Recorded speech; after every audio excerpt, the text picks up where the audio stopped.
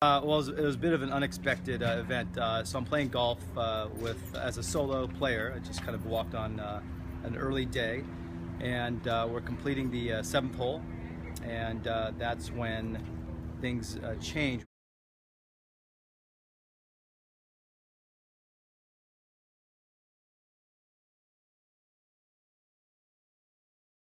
An airplane, it's a single prop vintage type airplane. It's been described, and it's fairly well balanced, and it's trying to make an approach, but the engine's not running. And then I think on the way to the airport, right above the 8th tee box, it clips a tree and abruptly comes down on the belly.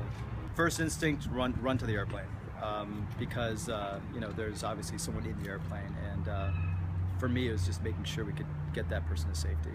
I wasn't wearing a doctor hat when I was playing golf. I was just there as a player. And when the airplane hit, and I came kind of as a good Samaritan, if you will, to check out the scene, fuel was leaking.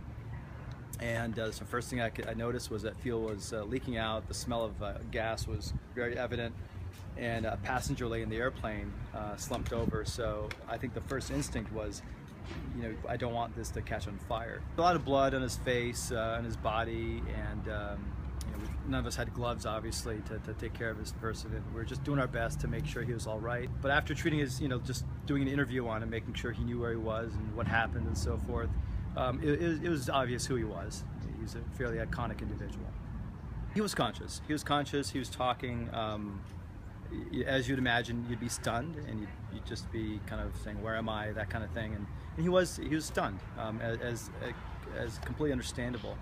But he was conscious. He had some significant scalp lacerations and trauma, but he was largely intact.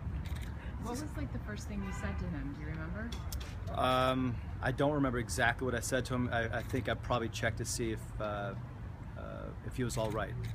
Something very generic like that, and I don't know exactly. I don't recall what exactly he said, but once I was able to basically secure his neck, and the folks that were with us were able to take him out of the seatbelt, we lifted him out, stabilized his neck, and moved him maybe 10 or 15 yards away from the wreckage.